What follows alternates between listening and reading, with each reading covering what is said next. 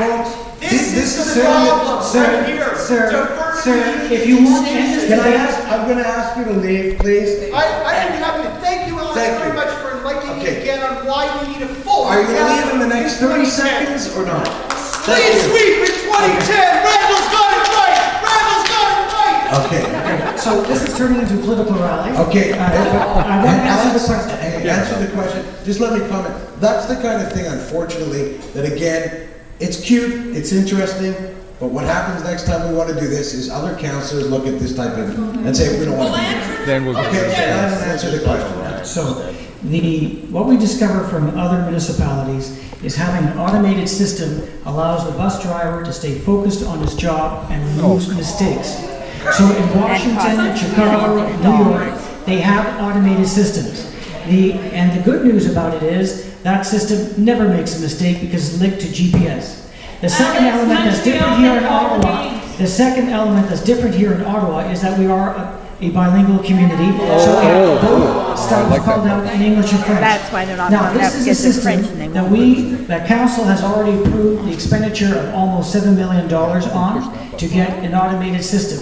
What we're looking at now is adding on other features that gets us more benefits, such as a system that gives you real time that there's a block at Bank and Slater and that the route is now going to take a detour because it's showing up on the system and they can go right back and make that announcement. Secondly, it shows real time what the status of the vehicle is so that we can avoid buses breaking down and pulling them out of service. And on top of that, it'll have automatic access to a smart card feature. These are all new things. Our smart card program was already a $7 million program, so at 7 and 7 you get 14. So what's happening here is we're able to take advantage of a very good opportunity to have something that works very well in other cities and get a bigger bang for our buck, and we can do this within the existing resources of OC Transport. There's no new tax dollars going into this. What we're doing is taking previous projects, putting together, and getting a bigger bang for our buck. And folks, you're welcome to come tomorrow to Transit Committee and see on the screen what happens in Chicago, because they'll be very impressed.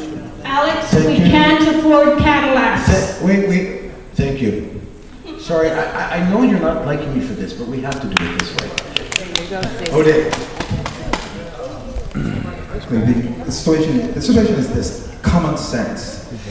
If you cannot afford to give the people whose basements were flooded $1,000, you cannot. I'm sorry, you cannot afford to approve this $17 million expense. You cannot have the money to pay the $36 million settlement for Siemens. And staff is suggesting that you should take that money from us. And you sit here with a straight face and defend? I mean, this is why people feel this is legal extortion. Read here from an email from Councillor Cullen. We have signed legally enforceable contracts. Will Mr. Cullen enforce the contract? Yeah. Unfortunately, no, and you made a lot of the rules, so you have to live with it.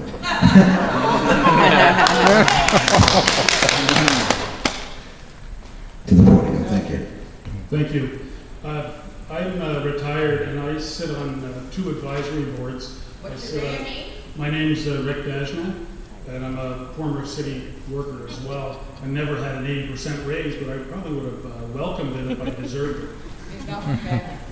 But I sit on 2 advisory committees, the Environmental Advisory Committee, and I'm a liaison on the Forest and Green Space Advisory Committee. There's about 14 advisory committees, and I'm listening to the people here today, and I see possibly we need an additional advisory committee. And you know, you could choose people to represent you throughout the city, and you could advise the mayor and council on issues of spending money and possibly policy, as all the other advisory committees do. And sometimes you have success, and sometimes you don't. But you certainly have to have a voice, and things move ahead. It's always a little slow for your liking, for whatever you're passionate about. But nonetheless, that's the political process. And I think maybe I can get your comments on whether you think we need another advisory committee. We can call it. I don't know.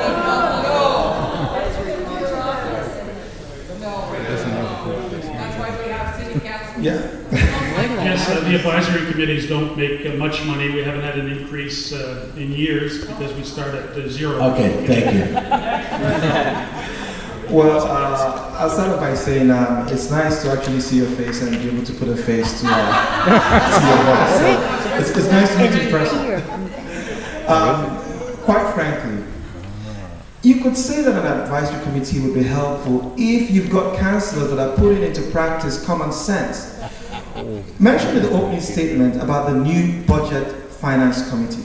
This is meant to be a committee that I thought was formed to reduce costs. But the first item on the agenda was, how do we spin the truth? How do we run our own adverts? For a committee that was supposed to be concentrating on cutting costs. So quite frankly, if council is acting this way, if the heads of the different committees are acting this way, a lot of us feel that an advisory committee would not change the problem. What will change it is for people in this room and others wherever to stand up come 2010 and replace anyone who refuses to apply common sense.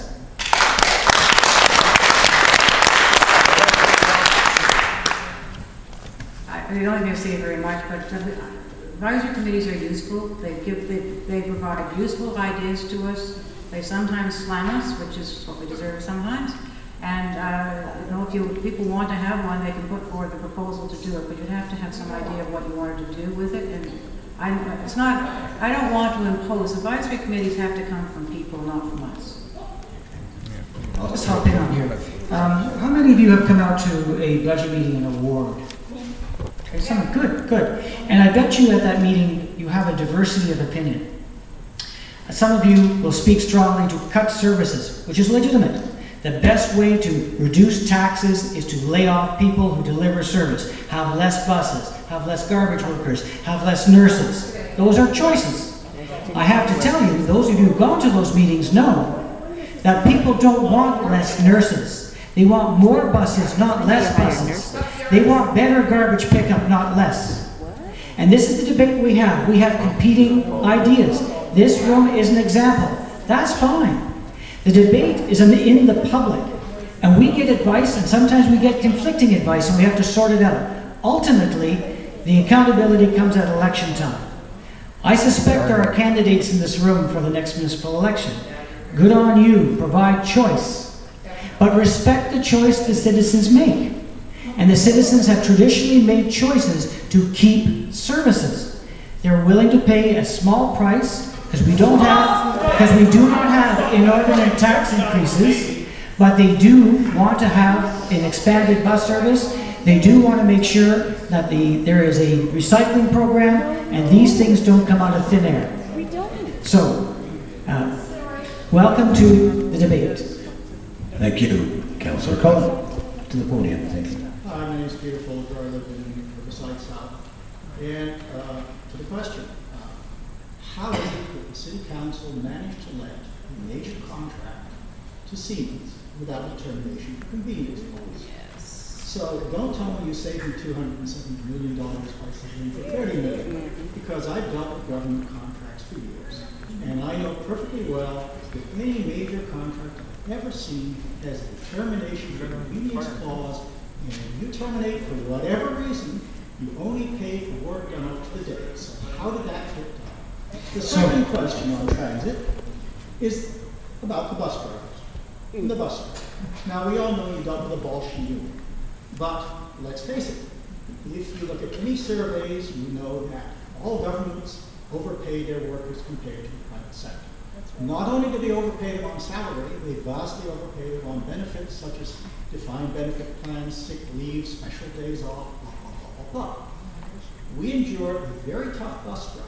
And I think the citizens endured it because we were told you have to hold out, because if you go to arbitration, you will lose in the long run. And what happened after the bus strike ended? Why did you give up on arbitration?